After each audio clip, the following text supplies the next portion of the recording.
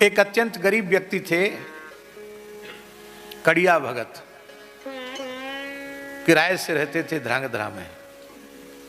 पुराना किराया था, पुराना किराया बहुत कम होता था, पुराना खपरेल मकान था, उसमें रहते थे। टाइल्स जोड़ने का काम जानते थे, तो कहीं काम मिल जाता वहां काम करने चले जाते। और उस व्यक्ति से एक बात कहते थे वो कि तुम हमारे ऊपर जोर नहीं दिखाओगे, काम हम बढ़िया से बढ़िया करेंगे, ज्यादा समय तक करेंगे, सस्ता करेंगे, अच्छा करेंगे, और जब हमारी मस्ती चढ़ेगी तो हम बैठ के कीर्तन करेंगे। फिर ये मत कहना कि 1 घंटा तुमने कीर्तन में क्यों खराब कर दिया। जेब में मजीरा रखते थे, काम करते करते जहां धुन मस्त कीर्तन करते रहते थे, पर मस्ती बहुत चढ़ जाती थी तो जेब से मजीरा निकाला, श्री कृष्ण गोविंद हरे मुरारे कह के नाचने लगे, रोने लगे, गाने लगे।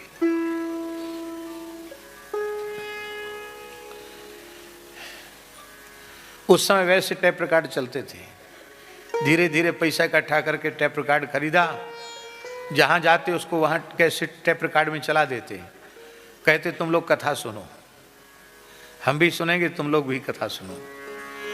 संतों की वाणी टेप करके लोगों को सुनाते थे। और जब देख लिया कि अब इतनी मजदूरी आ गई कि महीना 20 दिन बैठ के खा सकते हैं, फिर काम नहीं करते, फिर अपने घर में आ जाते, किराए मकान वाले को किराए दे देते और अपना घर में खूब भजन करते, खूब सत्संग करते। और जब उनकी गृहिणी कह देती कि अब नहीं है, कल परसों तक के लिए अन्न है, अब नहीं है, तब काम खोजने की तलाश में निकल जाते। एक बार मैंने उनको कहा, हठपूर्वक कहा कि आप वृंदावन क्यों नहीं आते हैं? तो उन्होंने कहा कि आप सब संत आ जाते हैं तो हम समझते वृंदावन ही आ गया चल के, अब हम क्यों जाएं वृंदावन, सत्संग मिल ही जाता है। तो मैंने बहुत आग्रह किया तो वे बेचारे संकोच में कुछ कह नहीं पाए। दूसरे व्यक्ति ने कहा कि इनकी स्थिति ऐसी नहीं है कि आने जाने का किराया जुटा सके, रेल का भाड़ा जुटा सकें, ऐसी सामर्थ्य इनकी नहीं है। ये वृंदावन आते हैं तो कई महीने पहले थोड़ी थोड़ी बचत करनी पड़ती है, तब आना जाना, कि वहां जाके फिर थोड़ी थोड़ी संत सेवा भी करते हैं। हमने कहा हम आपका टिकट बनवा लेते, चलिए हमारे साथ। तो रोने लगे, बोले महाराज हम तो मजदूर आदमी हैं, साधु संतों का पैसा हम गृहस्थ आदमी खर्च करें तो अच्छी बात नहीं है। वृंदावन आते थे साल 1.5 साल में एक बार। अस्वस्थ हो गए, एक मणि भाई करके थे, उन्होंने कहा कि आपका इलाज कराते हैं। इलाज के पैसे नहीं थे तो उन्होंने कहा हम हॉस्पिटल में भर्ती करा देते हैं। बोले देखो अब समय पूरा हो गया हमारा, हम किसी का पैसा अपने शरीर पर लगा के शरीर छोड़ दें तो उसका चुकाने के लिए फिर से आना पड़ेगा। अरे हम तुमसे काम करा लेंगे, जबरदस्ती गाड़ी लेके आगे चलो। तो बोले ठीक है, फिर हम अपना नित्य नियम कर लेते हैं। स्नान ध्यान करके तुलसी के गमला के पास बैठे, कीर्तन करते करते प्राण विसर्जन कर दिया। श्री कृष्ण गोविंद हरे मुरारे, हे नाथ नारायण वासुदेव, कीर्तन करते करते प्राण विसर्जन किया। और झाजी उनका उत्सव वृंदावन के संतों ने वृंदावन में मनाया।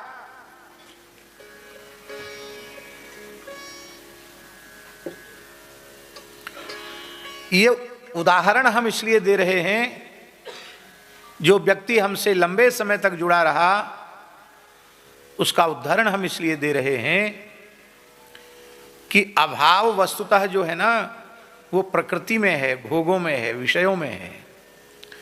जब तक तुम्हारे चित्त की स्थिति शरीर संसार में, भोगों में, विषयों में बनी रहेगी, तब तक चाहे जितना कुछ मिल जाए अभाव की निवृत्ति नहीं होगी।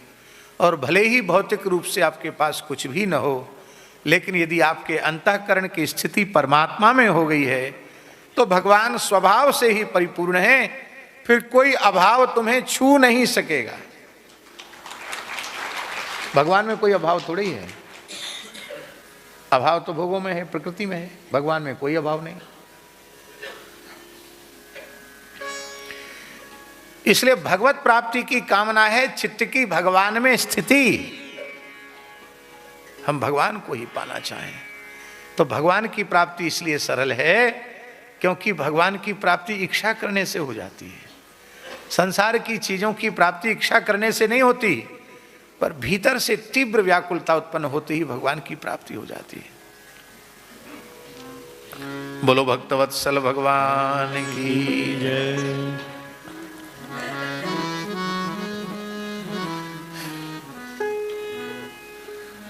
यह कामदेव ही प्रद्युम्न के रूप में उत्पन्न हुए। शंबरासुर को वर था कि कृष्ण के प्रथम पुत्र के द्वारा तेरी मृत्यु होगी, इसलिए रुक्मिणी के गर्भ से उत्पन्न प्रद्युम्न जी का शंबरासुर सूतिकागार से अपहरण करके ले गया, चुरा ले गया बालक द्वारिका से। आश्चर्य की बात है। समुद्र में डाल दिया, समुद्र में एक मछली ने उसे निगल लिया और मछली को मछुआरों ने पकड़कर शंबरासुर की पाकशाला में, रसोई घर में उस मछली को भेज दिया। मछली का पेट चीरा तो उसमें प्रद्युम्न जी मिले। अब इस कथा को सुनकर ये मत कहने लग जाना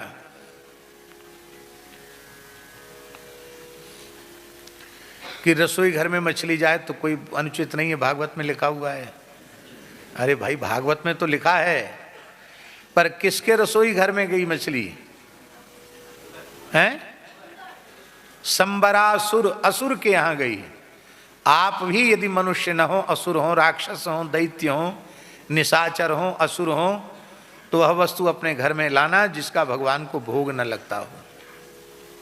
नहीं तो प्रत्येक व्यक्ति को शुद्ध सात्विक ही रहना चाहिए।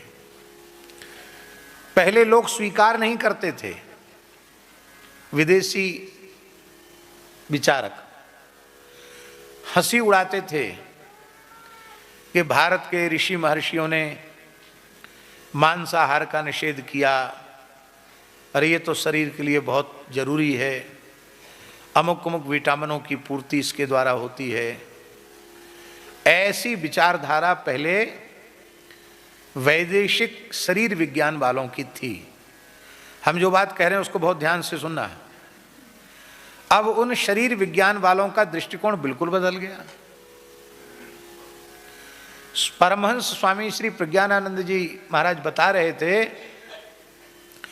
कि भारत के बाहर के देशों में, अमेरिका और यूरोप में अब यह शोध होकर प्रमाणित हो चुका है कि मनुष्य यदि लंबे समय तक स्वस्थ रहना चाहता है, दीर्घ आयुष्य प्राप्त करना चाहता है, तो उसको आजीवन मद्य मांस का पूरी तरह निषेध करना ही पड़ेगा।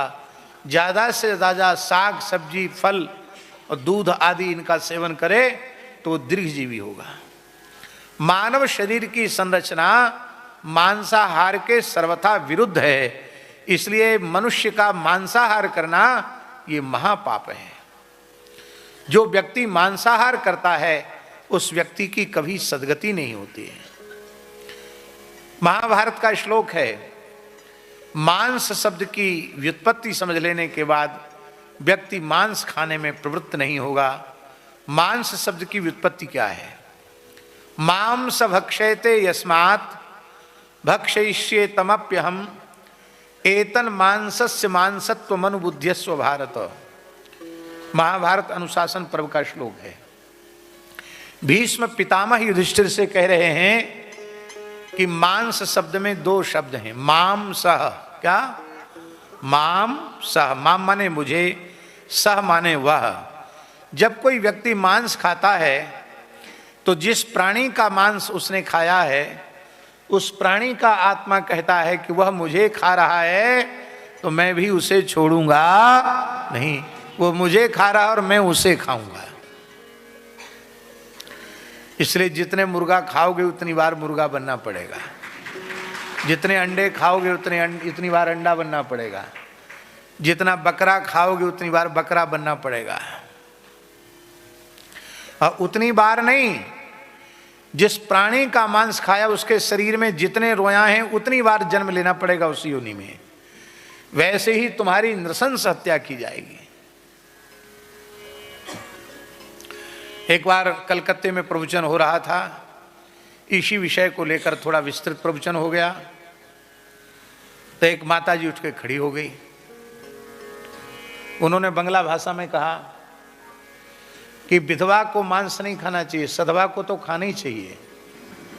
हाँ, नियम है। आप उस समय तो हम बोल भी लेते थे थोड़ी बहुत बंगला, अब थोड़े भूल गए। क्यों बाबूजी क्या बोला? सधवा थे के माछ खेते ही होवे। तो हमने कहा क्यों खेते हुए? बोले इसलिए खाना पड़ेगा कि उससे सुहाग बढ़ता है। वाह, बड़ा उत्तम उपाय बताया, मछली खाने से सुहाग बढ़ता है। हमने कहा देखो माताजी बुरा मत मानना, जितनी विधवा बंगाल में दिखाई पड़ती उतनी विधवा दुनिया में कहीं नहीं। तो सुहाग बढ़ता है कि घटता है? मछली खाने वाले जल्दी मर जाते हैं।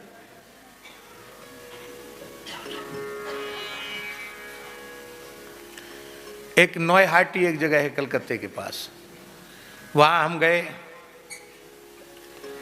तो एक सज्जन खूब गले में कंठी पहने थे, सुंदर तिलक भी लगाए थे, वैष्णव ही थे।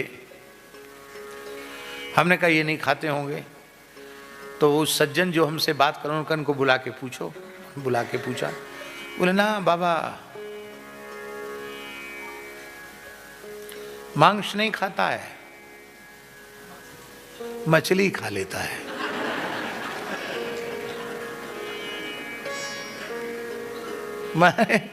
मछली तो भोजन है, वो मांस में नहीं आती। मैंने कहा भैया इतना समय के बाद हमें अब बोध हुआ कि मछली मांस नहीं होती। कैसी कैसी धारणाएं लोगों ने बना रखी हैं। इसलिए शुद्ध सात्विक आहार करना चाहिए, मांसाहार बिल्कुल भी नहीं करना चाहिए, जीवन व्यसन मुक्त होना चाहिए।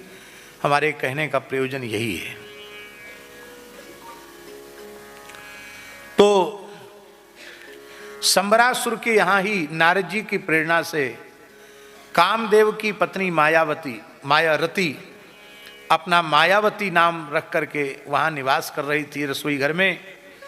नारद जी ने कहा था वहीं तुझे अपने पति की प्राप्ति हो जाएगी। संबरासुर के रसोई घर में मछली गई, उसका पेट चीरा बालक निकला। और यह इतिहास की पहली घटना थी जहां अधिकृता पत्नी ने अपने पति का एक छोटे बच्चे के जैसे लालन पालन किया, पोषण किया, उसको अनेक प्रकार की विद्याओं में योग्य बनाया। और जब प्रद्युम्न जी 16 वर्ष के हो गए, सुंदर किशोर हो गए, कवच धारण कर लिया उन्होंने, तो एक दिन की बात है रति उनके साथ हास परिहास करने लगी। यह देख करके प्रद्युम्न जी को बहुत क्रोध आया और उन्होंने फटकारते हुए कहा कि अरे तू क्या कर रही है? मेरी जन्मदात्री माता होने के बाद भी ऐसे हास परिहास कर रही है जैसे कोई पत्नी अपने पति के साथ हाथ परिहास करे। उसने हाथ जोड़कर कहा महाराज मैं आपकी मां नहीं हूं, मैं तो आपकी पत्नी हूं। आप कामदेव हैं और ऐसे शंकर जी के तीसरे नेत्र से आप भस्म हो चुके थे। आपका दूसरा जन्म कृष्ण के पुत्र के रूप में, रुक्मिणी नंदन के रूप में आपका जन्म हुआ। ये संबरासुर आपको सूचकागार से हरलाया था, पूरी कथा सुनाई।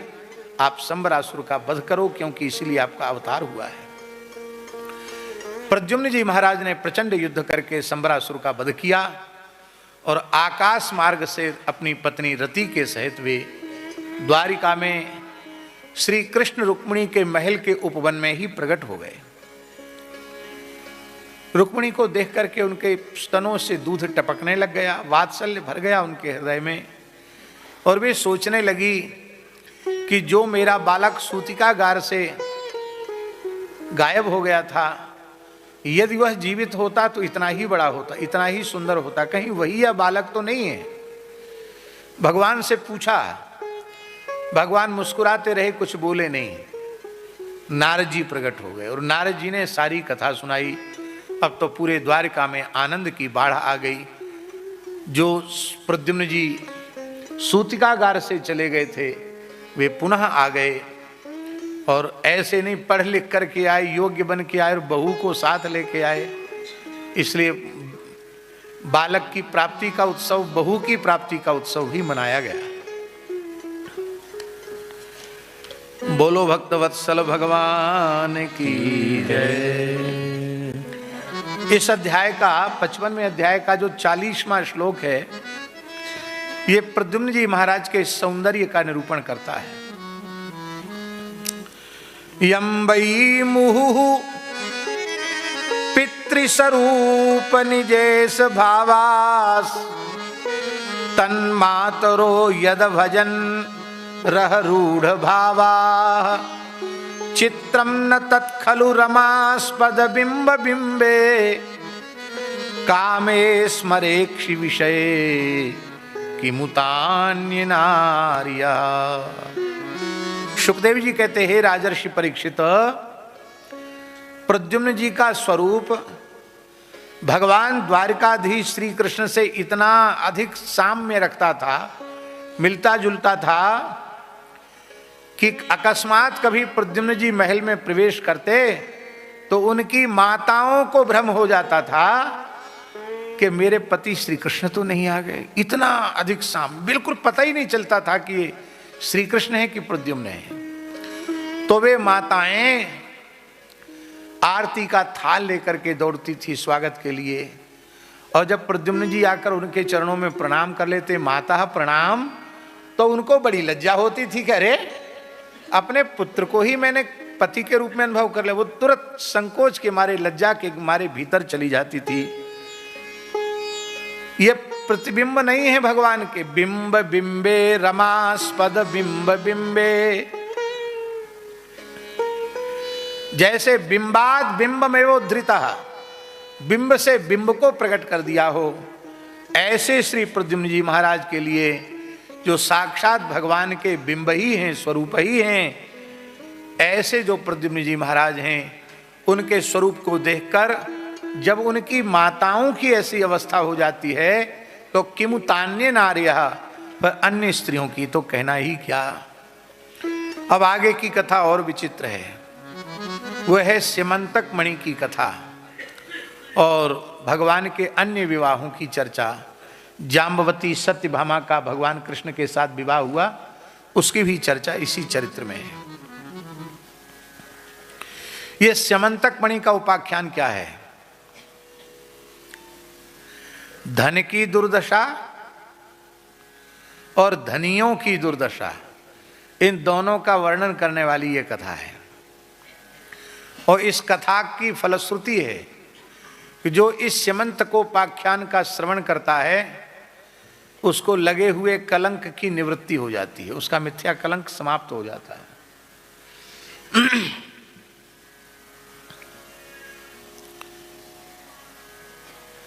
कथा बहुत विस्तृत है, हम उसको सार रूप में श्रवण करा रहे हैं। महत्व बुद्धि परमात्मा के प्रति होनी चाहिए, धन के प्रति नहीं। इसलिए धन के प्रति महत्व बुद्धि नहीं होनी चाहिए क्योंकि जीव के कल्याण का धन से कोई लेना देना नहीं। केवल धन से कल्याण होता होता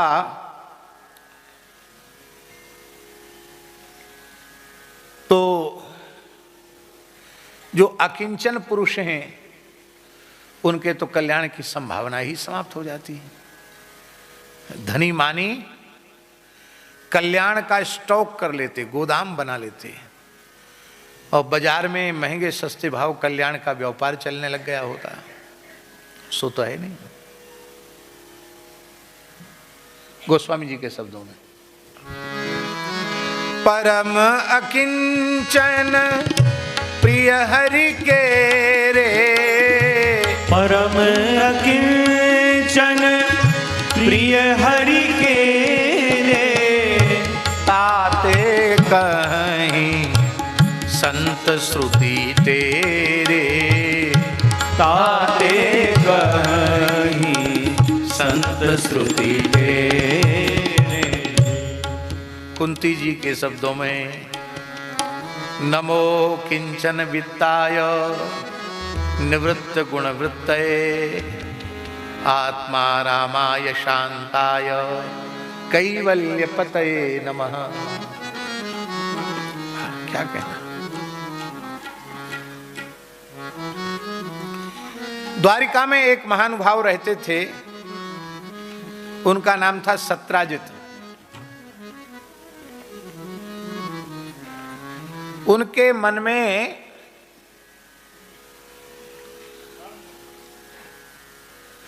भगवान के प्रति महत्व बुद्धि नहीं थी, धन के प्रति महत्व बुद्धि थी। वो सोचते थे ये सोने की द्वारिका है ना इन कृष्ण की, इतना ऐश्वर्य है इसलिए तो लोग इनको भगवान कहते हैं। हमारे पास भी खूब सोना हो जाए, हम भी बड़ी जमीन खरीद के सोने का महल बनाएंगे और दूसरे भगवान बन जाएंगे, ऐसी भावना कहीं उनके मन में थी। इसलिए उन्होंने द्वारिकाधीश श्री कृष्ण की सन्निधि में रहकर उनकी उपासना न करके सूर्य की उपासना धन की प्राप्ति की कामना से की। वासुदेव तजी अर्क उपास्यो सत्राजित मणिलीनी, बंधु सहित भयो निधन आपनो निंदा सबहिन कीनी। भगवत ऋषिक जी ने कहा भगवान की उपासना छोड़कर सूर्य उपासना किया। सूर्य क्या है, बहुत ध्यान से सुने। सूर्य क्या है? भगवान के नेत्र हैं। चंद्रमा मनसो जात चक्षो सूर्यो अजायत।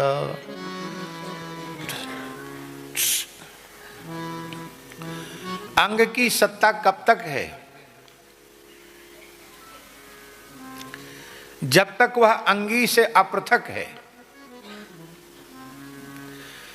अंगी से पृथक होने के बाद अंग की सत्ता नहीं रहती। समझे बात? नहीं समझे आप? ये अंग है, हाथ है। ये हाथ कब तक सारा काम कर रहा है? जब तक ये शरीर से जुड़ा हुआ है। इसको अलग कर दो तो आंख जब तक इस गोलक के भीतर है तब तक देख रही है, इसको निकाल के बाहर कर दो तो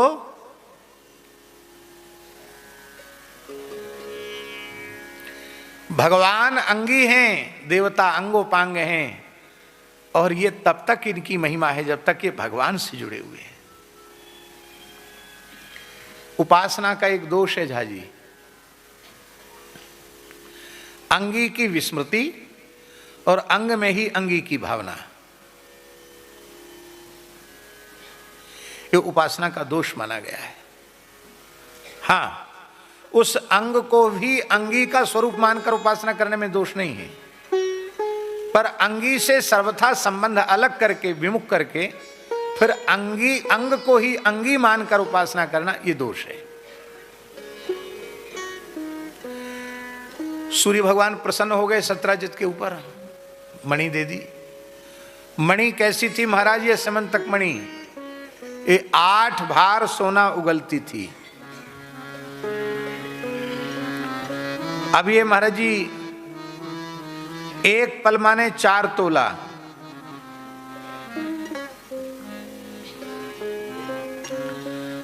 चार तोला माने 64 ग्राम।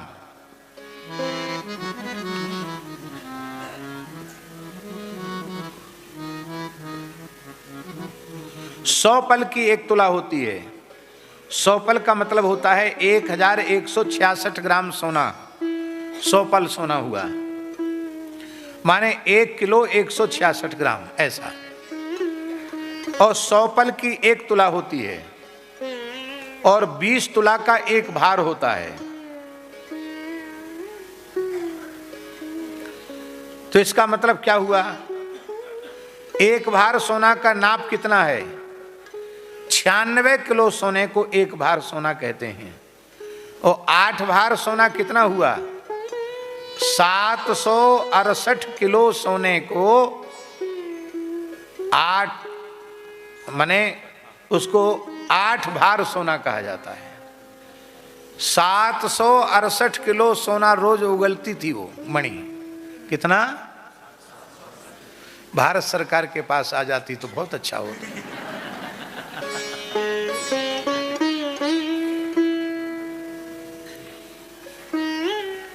पूरी दुनिया में अमेरिका की गुंडागिरी चल रही है,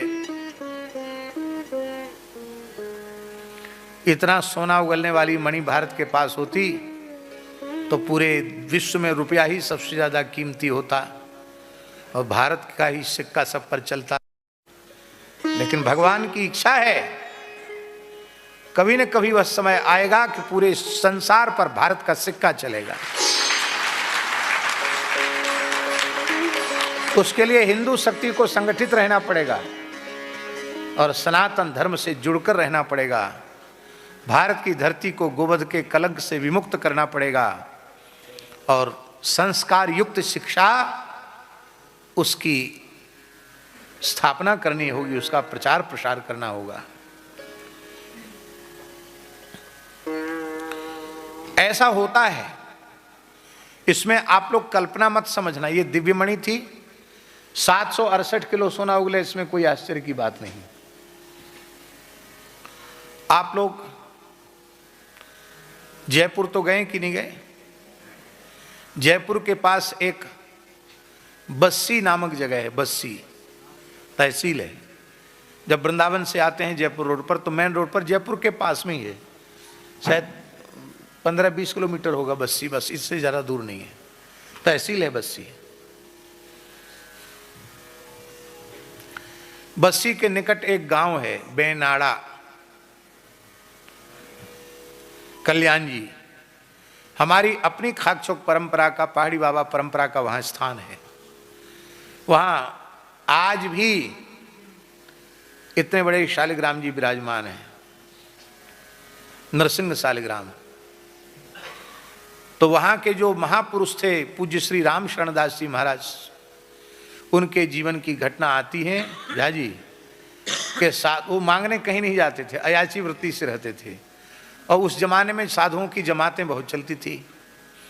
तो कहीं 400-500 संतों को लेकर कोई जमात पहुंच गई, अब वहां स्थान में व्यवस्था नहीं इतने संतों की, तो अपने नरसिंह जी को कहते थे,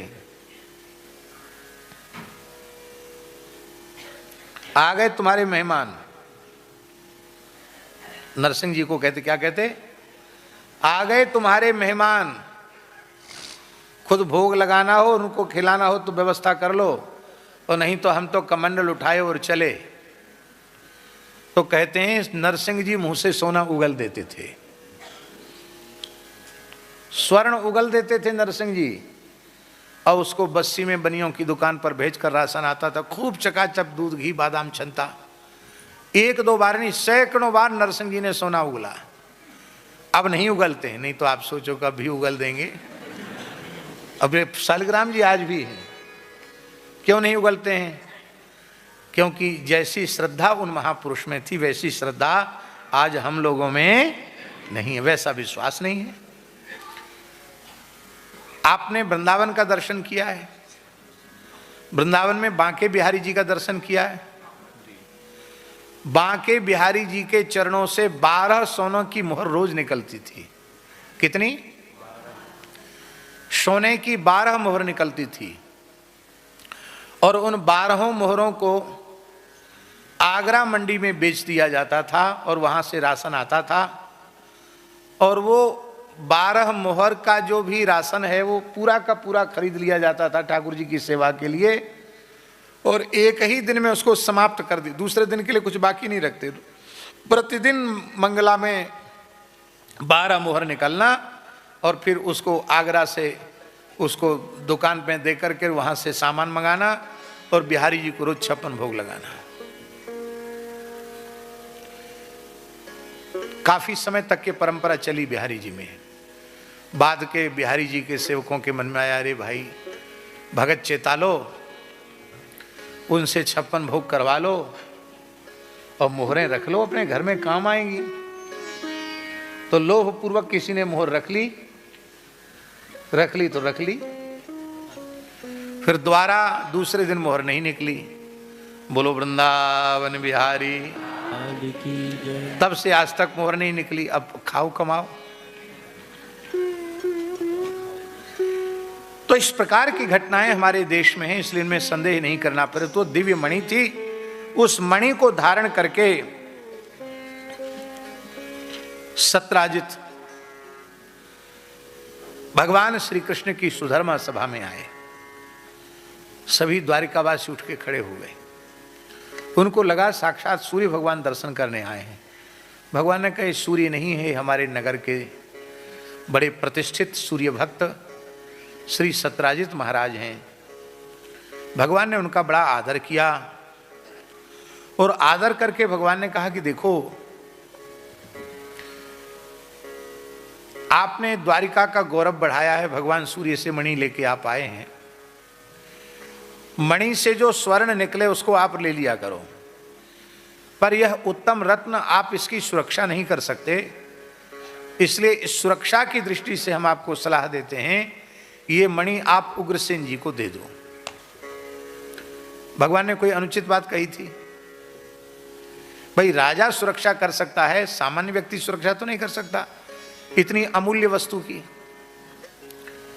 इसने कुछ बोला भी नहीं और भगवान का तिरस्कार करके सभा से उठ के चला आया, अपने घर आ गया।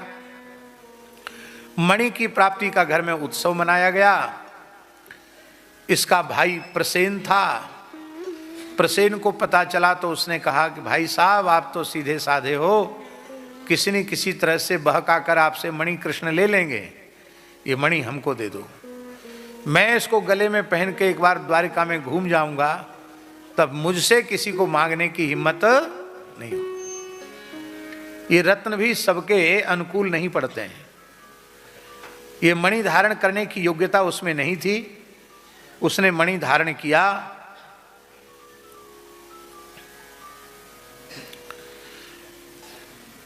और घोड़े पर बैठकर जंगल में चला गया। जंगल में सिंह ने घोड़े को मार दिया। प्रसेन का युद्ध हुआ, प्रसेन को भी मार दिया और मणि को सिंह ने ले लिया। वहीं श्री जामवंत जी महाराज घूम रहे थे। श्री जामवंत जी महाराज ने शेर को मार डाला और मणि को लेकर अपनी गुफा में चले गए। आज भी उधर जाम्बवान गुफा है। अब जब प्रसेन लौट के नहीं आया तो सत्राजित की पत्नी ने कहा कि आप उदास क्यों हैं? और मेरा छोटा भैया प्रसेन नहीं आया। क्यों नहीं आया? तो उसने क्या कहा, बहुत ध्यान से सुने।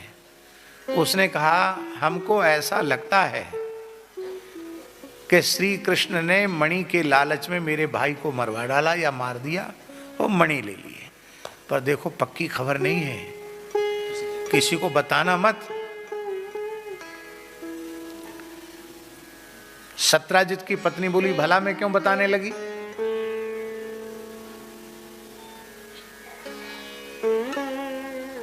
और वह उदास होकर के अपने घर में बैठी थी। तब तक उसकी पड़ोसिन आ गई, सहेली। उस पड़ोसिन ने कहा, बहन आप तो बड़ी प्रसन्न थी, कल तक आपके घर में बधाई बज रही थी, आपके पतिदेव मणि लेके आए, आज आपके घर में ऐसी एकदम सुनसान मची हुई है, रौनक जैसे बिल्कुल खत्म हो गई, क्या बात है? और तुम भी उदास हो, क्या बात है? कोई घटना घट गई क्या? उसने कहा, बहन क्या बताऊं, क्या बताऊं? बता दो, जो कुछ घटा हो बता दो। देखो मैं अपनी कोई बात तुमसे नहीं छिपाती हूं, पर तू हमसे क्यों छिपा रही है? माताओं की कसमें भी बड़ी विचित्र होती हैं। वो कहती, मेरे मरे की कसम है, हैं? मरे की कसम है। उसने कहा, देखो बात ऐसी है कि द्वारकाधीश श्री कृष्ण ने मेरे देवर की हत्या कर दी है, करवा दी और मणि ले ली है। ये अभी पुष्ट खबर नहीं है, पर तूने कसम दिवाई है इसलिए मैंने तुमको कह दिया, किसी से कहना मत। वो मुंह बना के अपने घर में चली गई।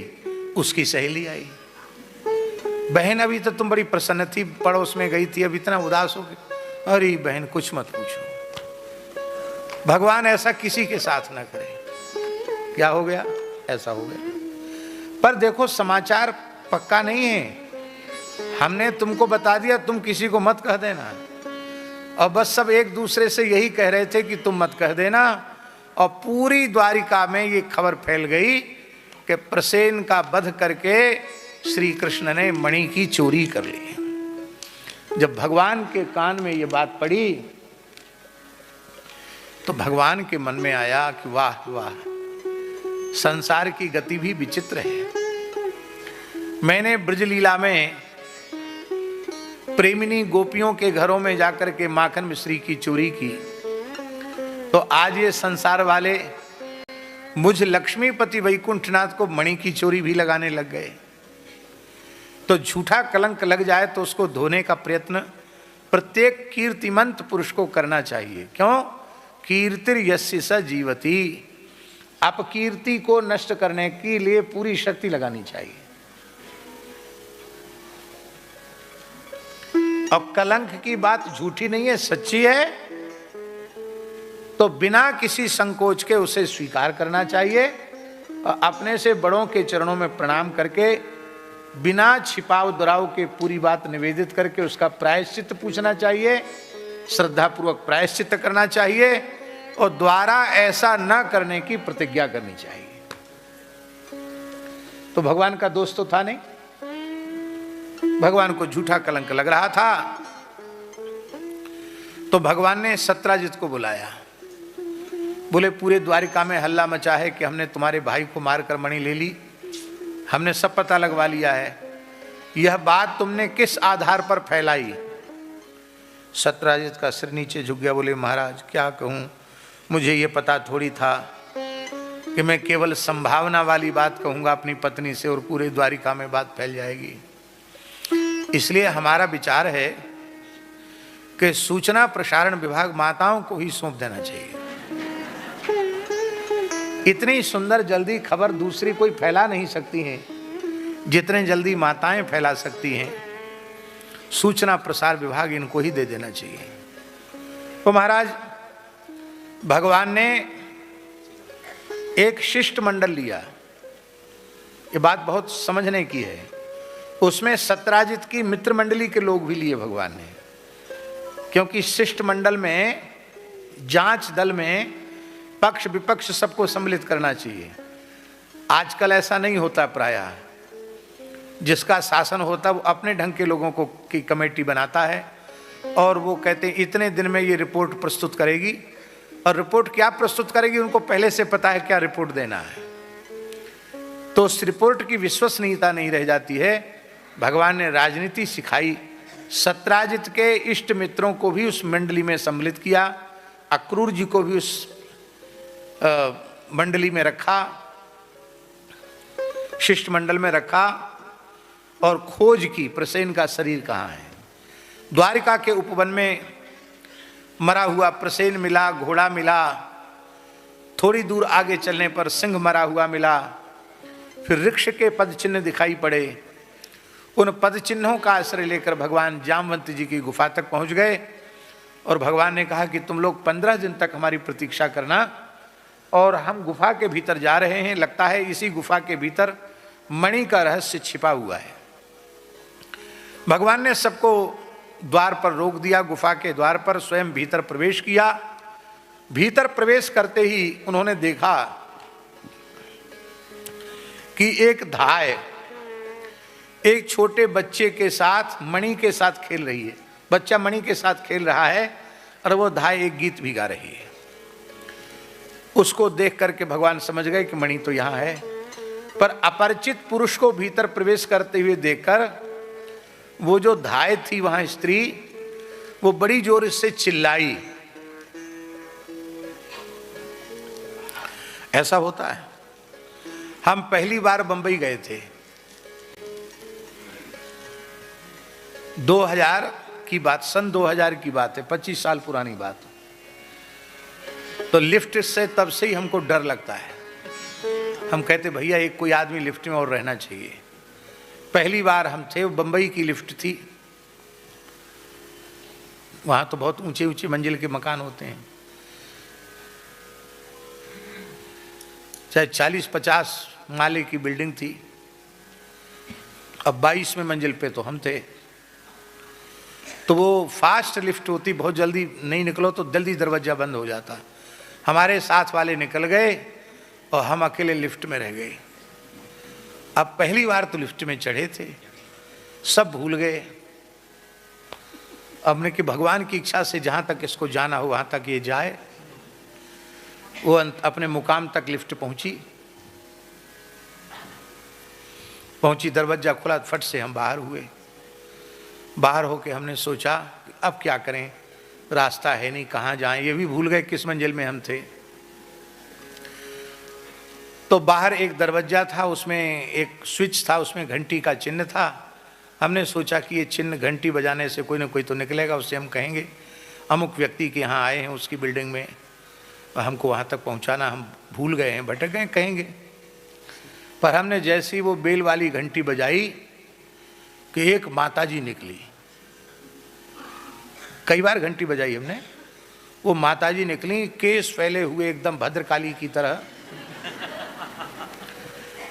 शायद नहा के आई थी ठीक से। और उन्होंने अपरिचित व्यक्ति को इतने लंबे चौड़े तिलक लगाते हुए लगे हुए देखा तो बड़ी जोर से चीखी। वो चिल्लाई और हम भगे वहां से। हमने कहा अपरिचित, अब सब पहचानते तो है नहीं, सीधे ही लोग पीटना शुरू कर देंगे। फिर एक जगह बैठ के राम राम करने लगे। फिर जिनके घर में रुके थे वो लोग खोजते हुए वहां आए, बोले महाराज जी आप यहाँ की क्या करें भैया। बंबई का पहली बार का तमाशा। तो अब तो खैर अब इतना वो नहीं रह गया है, तो समझ में आ गया थोड़ा थोड़ा हमारे भी। तो ऐसा हो जाता है, अपरिचित व्यक्ति को देखकर स्वाभाविक है, माताएं चिल्लाई स्वाभाविक है। तो वो धात्री चिल्लाई तो जामवंत जी दौड़े। जामवंत जी को पूछना चाहिए था, श्रीमान जी आपका परिचय क्या है, आप किस प्रयोजन की सिद्धि के लिए यहाँ पधारे हैं। कुछ नहीं पूछा, सीधे युद्ध करने लगे। अब भगवान ने भी परिचय दिया नहीं। क्यों नहीं दिया? ना पृष्ठः कस्यचित् ब्रूयात् न चान्यायेन पृच्छतः। पूछा ही नहीं तो बताएं क्यों। युद्ध हुआ। कितने दिन तक युद्ध चला? जैसे अखंड मानस पाठ, अखंड कीर्तन, ऐसे ही अखंड युद्ध चला।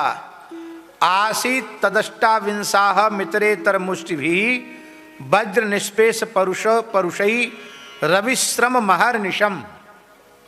एक क्षण विश्राम किए बिना अहर्निश दिनों रात 28 दिन 28 रात तक युद्ध चला। कितने दिन हो गए? 28 दिन 28 रात लगातार युद्ध चला।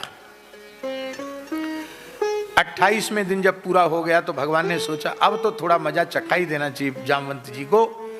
कसकर एक घूंसा भगवान ने, एक मुक्का उनकी छाती में जमाया और उस एक घूंसे में ही जामवंत जी की नस नस ढीली हो गई।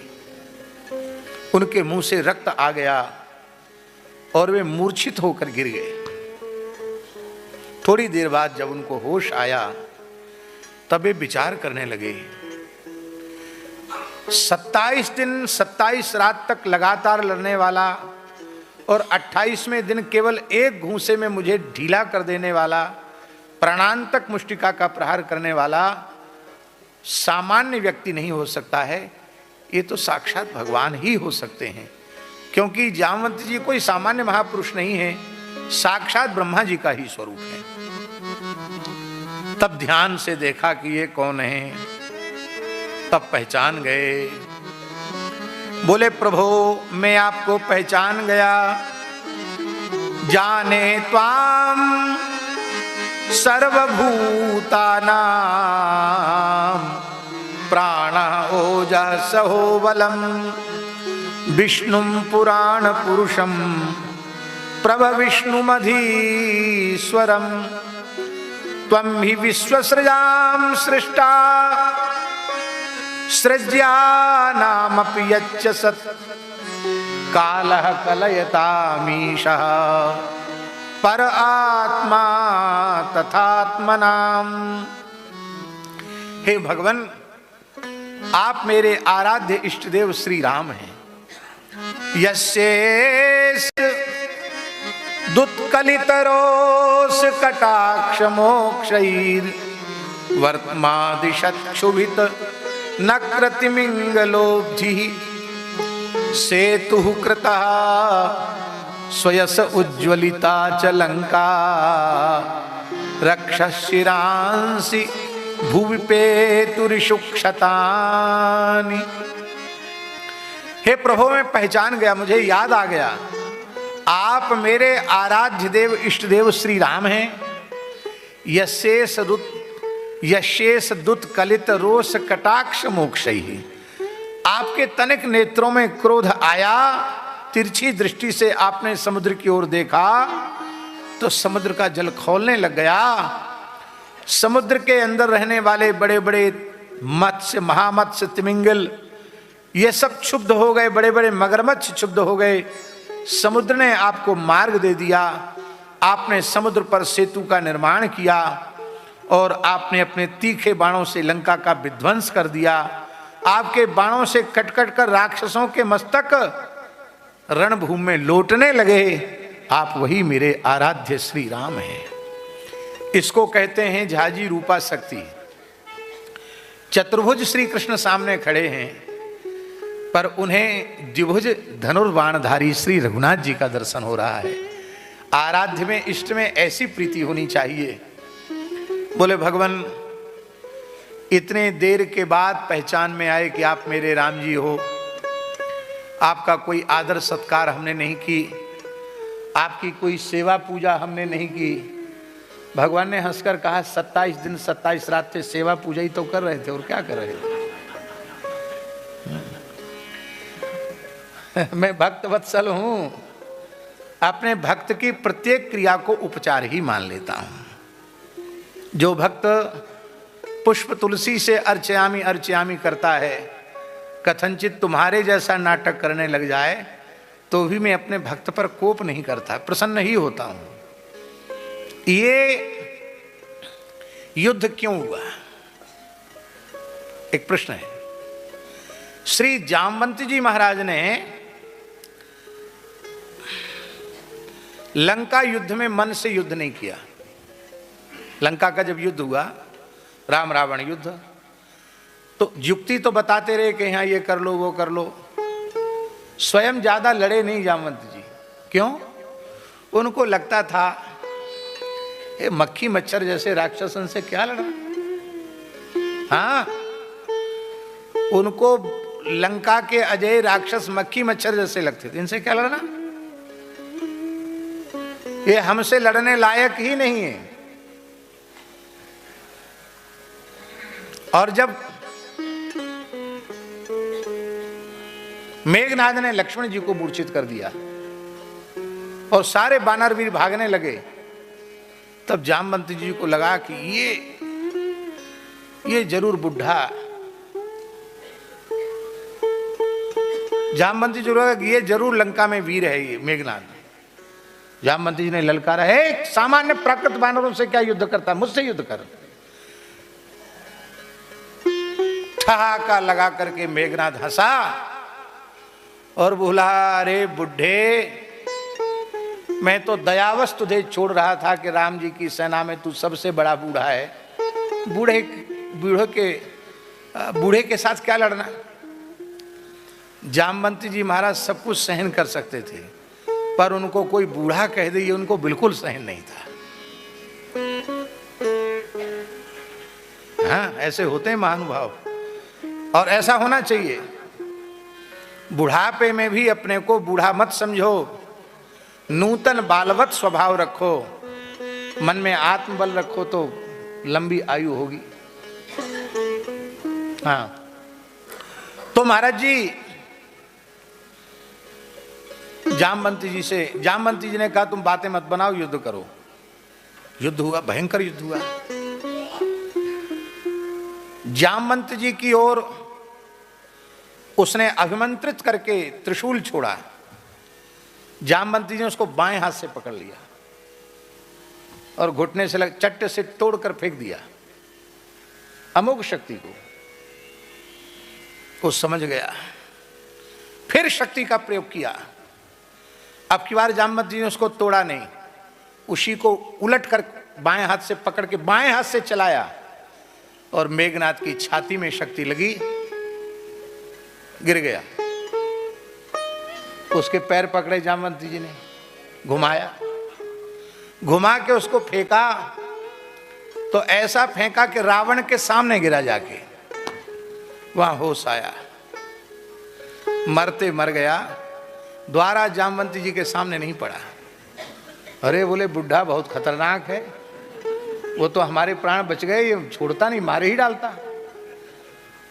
तो जब इतने बड़ा महाबलशाली मेघनाथ वो जब जामवंती जी से न लड़ सका, तो लंका में कौन वीर ऐसा था जो जामवंती जी के साथ द्वंद्व युद्ध कर सकता हो। तो युद्ध की अभिलाषा जामवंती जी की पूरी नहीं हुई, पर राम जी की विशाल छाती को देख करके, विशाल वक्षस्थल को देख करके, पुष्ट कंधों को देख करके, भुजदंडों को देख करके उनका मन होता था कि प्रभु मेरे साथ युद्ध की क्रीड़ा करें तो दो दो हाथ जमे आनंद आवे। मल्ल को मल्ल के साथ लड़ने में सुख मिलता है, पंडित को पंडित के साथ शास्त्र चर्चा करने में सुख मिलता है, वीर को वीर के साथ लड़ने में सुख मिलता है। राम जी उनकी भावना समझ गए, इनको युद्ध से तृप्ति नहीं, इनको युद्ध करना है। बोले भाई ये तो मर्यादा पुरुषोत्तम का अवतार है, सेवक स्वामी का युद्ध मर्यादा विरुद्ध है, इसके लिए द्वापर तक तुमको प्रतीक्षा करनी पड़ेगी और तुम्हारी युद्ध की वासना को हम पूरी करेंगे। तो 27 दिन 27 रात तक लड़कर के भगवान ने जामवंती जी की युद्ध की इच्छा पूरी कर दी। दूसरी जामवंती जी की इच्छा एक और थी। क्या इच्छा थी जानते हैं? जामवंती जी लंका विजय के पश्चात, राम राज्याभिषेक के पश्चात जब अयोध्या जी में ही विराज रहे थे, तो श्री जनक जी महाराज ने चारों दुल्हा जी को, राम लक्ष्मण भरत शत्रुघ्न को, पूरे परिकर सहित मिथिला का न्योता दिया। क्योंकि जैसे अयोध्यावासी व्याकुल थे, मिथिलावासी भी तो व्याकुल हैं। तो भगवान ने, चारों लाल जी ने जनकपुर जाने का निश्चय कर लिया। बंदर भालुओं को पता चला तो बोले हम भी चलेंगे ननिहाल। राम जी से बोले, राम जी बोले वहाँ मिथिला है, बात बात में गाली देती हैं मिथिलानियाँ, और तुम लोग बंदर भालू कुछ न कुछ नाटक करोगे तो और कितनी गालियाँ खानी पड़ेगी, इसलिए तुम लोग मत जाओ। मना कर दिया। तो बंदर बेचारे ऐसे बैठे थे। जामवंती जी ने कहा तुम मुंह लटकाए क्यों बैठे हो? कहा प्रभु ने जनकपुर जाने से मना कर दिया। अरे बोले चिंता मत करो, हम तुम्हारी पैरवी करेंगे। जामवंती जी महाराज जैसे ही राम जी के पास गए, राम जी आदर करते हैं अपने से बड़ों का। जामवंती जी को आते हुए देख राम जी आसन से उठ के खड़े हो गए। कहा महात्मन आपने बुलवा लिया होता, आप स्वयं क्यों पधारे? कहा प्रभु एक प्रार्थना लेकर आया हूं, इन बानरों को आप जनकपुर का दर्शन करा दीजिए। भगवान हंसने लगे, बोले जब आप कह रहे हैं तो कराएंगे ही, लेकिन बस बात यह है कि बानरों की प्रकृति चंचल होती है, कहीं वहां ज्यादा चंचलता दिखाएंगे तो बड़ी हंसी होगी वहां हमारी। जामवंती जी बोले हम इनको रिहर्सल कराएंगे कि ससुराल में कैसे चला जाता है, कैसे बोला जाता है, कैसे छींका जाता है, कैसे खांसा जाता है, सब बताएंगे। अब रोज रिहर्सल होने लगी। अब इतने नए नए कानून बतावें जामवंती जी कि बंदर परेशान हो गए। अरे बोले रोज नया, एक दो चार नया कानून बता देते हो, ऐसा करना वैसा करना। एक बात बताओ। जामवंती जी बोले हम जैसा करें वैसा ही करना, हमको देख करके आचरण करना। हाँ ये ठीक है। अब जनकपुर गए, पंगत करने बैठे, सबके साथ सामने विविध व्यंजन परोसे गए। बढ़िया कटहल का साग भी आया। तो कटहल का एक बीज जो है जामवंती जी ने दबाया तो वो छिलका हाथ में, बीज उछट के ऊपर चला गया। जामवंत जी के मन में आया कितने भयंकर लंका युद्ध में एक राक्षस तो हाथ से निकल के भाग नहीं पाया, ये कटहर का बीज कहां से छिटक के जा रहा है। उछल करके जैसे उसको पकड़ने के लिए उछले तो बंदरों को तो पहले ही सब देख रहे थे नेताजी की तरफ, वो सब के सब बंदर उछलने कूदने लगे। बहुत हंसी हुई। राम जी ने कहा वाह जामवंत जी महाराज, आपने तो बढ़िया एक नई लीला कर दी जनकपुर में। उस समय की बात है, भगवान अपने श्वशुर जनक जी का कितना आदर करते हैं।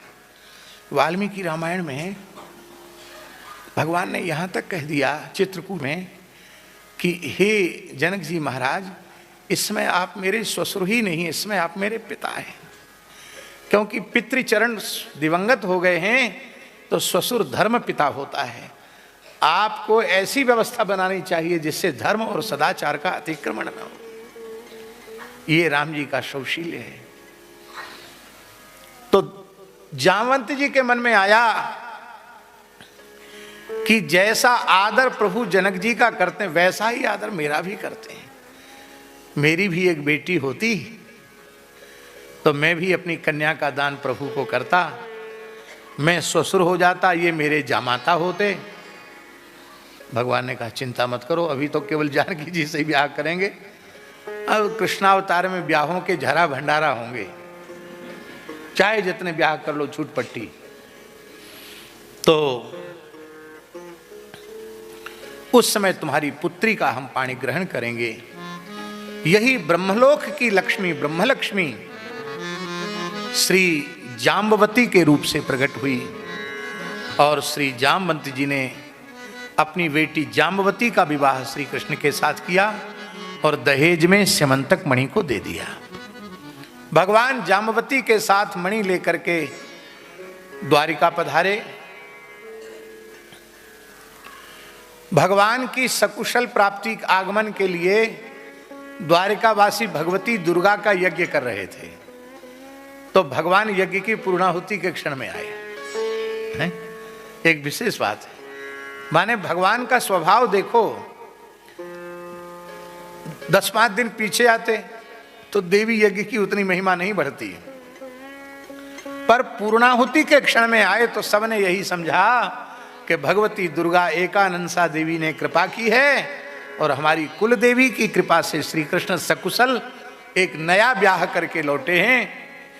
भगवान ने सत्यजित को बुलाया, बोले देखो ये तो दूसरा ब्याह, इसकी गवाही है कि हम कितना युद्ध करके मणि लेके आए हैं। यद्यपि अपने पराक्रम से ये मणि मैंने जीती है, लेकिन जिस वस्तु से, बहुत ध्यान से सुनो, जिस वस्तु से व्यक्ति को कलंक लग जाए वह चाहे जितनी मूल्यवान हो, उस वस्तु का पुनः स्पर्श नहीं करना चाहिए। इस मणि से हमको कलंक लगा है, इसलिए मुझे मणि नहीं चाहिए। अब मणि तुम्हारी है, तुम रखो अपने पास। सत्यजित बोला महाराज मैं सुरक्षा कैसे करूंगा। भगवान ने कहे तो हम तुमको पहले ही समझा रहे थे, आपने माना कहां। अब ले जाओ, हमको नहीं चाहिए। सत्यजित सिर नीचा करके मणि लेके चला आया। यश कीर्ति प्रतिष्ठा की कामना से मणि ली थी उसने, लेकिन उल्टा ही हुआ, अपकीर्ति हो गई और द्वारिका में उसका रहना मुश्किल हो गया।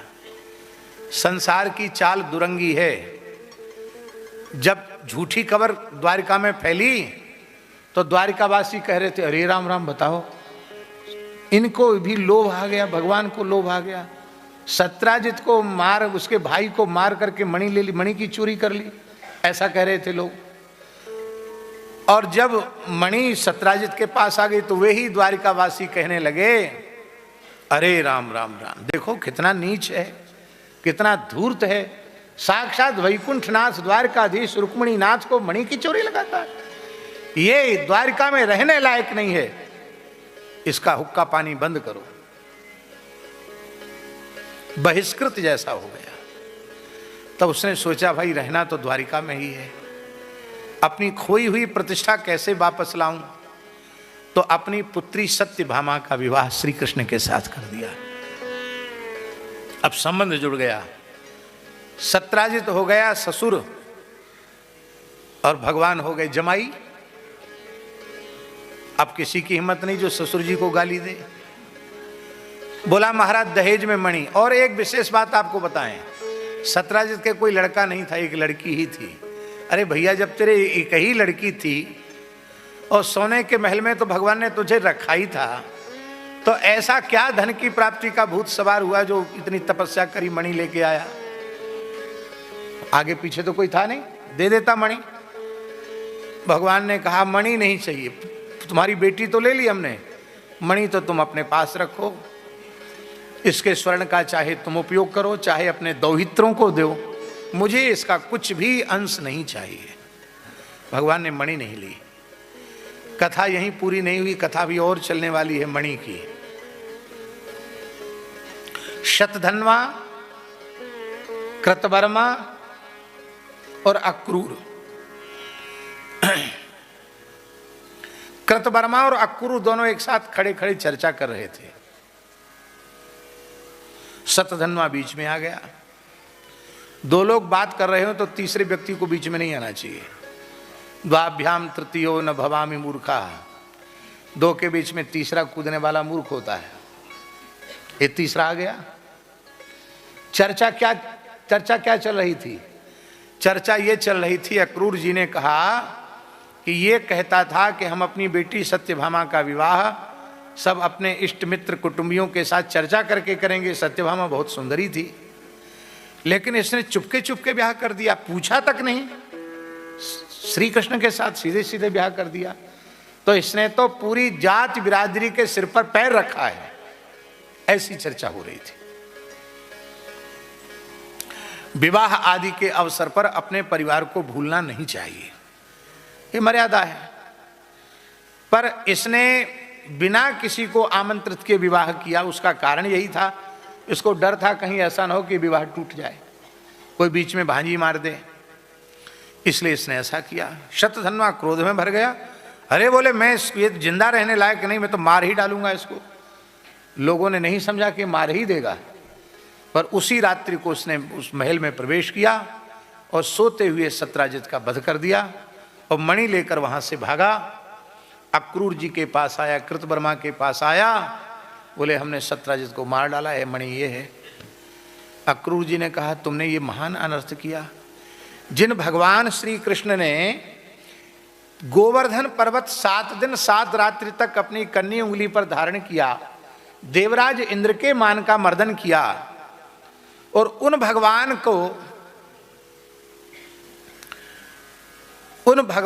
के क्रोध से तू बचना चाहता है। ये मणि हम ले लें, तुझे संरक्षण दे दें, इसका मतलब भगवान से विरोध मोल लेना है।